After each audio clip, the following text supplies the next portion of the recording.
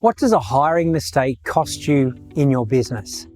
Now, you know that if you hire the wrong person, that there is a cost. There's no line item though on the expense column in your profit and loss to say, mishires over the last 12 months have cost me $43,200. But you know that there is a cost. You might be saying right now, John, that there's a shortage in the marketplace, skills aren't there, I just need someone who's got a pulse and can be on site at 7 o'clock tomorrow morning to get the job done. Totally get that. I've made plenty of mistakes myself, but I want to share with you in this short video the 3 biggest mistakes that you cannot afford to make if you want to consistently hire great people for your business that add value to the business.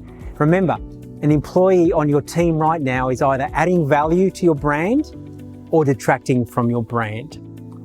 If you do a quick evaluation of who you have on your team, where do they sit? So number 1, first mistake, people aren't really clear about the attributes that they want for the business and for the employee. So if you were to sit down and just spend 5 minutes and list out all of the attributes you want in the next hire, obviously there's the skills component to that. But what about after that? Okay, you might think, yes, technical skills is important, but let me ask you this. Of the people that have kept you up at night, you know the ones that wake you up at 2:30 in the morning, are causing you the headaches, they're like a cancerous, festering in your business. Is it due to a lack of skills or the wrong attributes? So think about it. Yes, the skills, tick, tick, tick. Punctual, polite, professional, team player, open to change, willing to learn, go-getter, solution finder. That's just an example. Now, if you're not really clear about the attributes that you want in next hire, how do you know if the person that you're getting to interview is the right fit? So number 1, make sure you're really clear on who you're looking for. The second biggest mistake that I see people make is they hire just for the skill set. They think, I just need someone with the experience, with the skills, that can be on site, do the job. As I said in the last point, it's not the lack of skills that keeps you up at night. It's the wrong values or the attitude.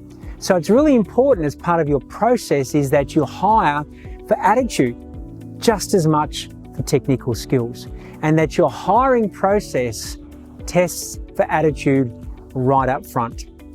If you want an A grader, and what we call an A grader is someone who has the right attitude, the right values for your organization, has the skills and can deliver results, they'll appreciate that you're hiring for attitude.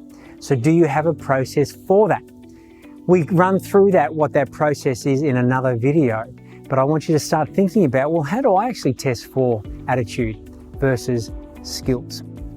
And the third mistake we see people make is they take for granted that on a piece of paper called a resume, but which by the way is just a bunch of words on a piece of paper telling you what you want to know or what you think you want to know about the person, do you actually test for the skills that people say that they have? How relevant are the skills? How current are the skills?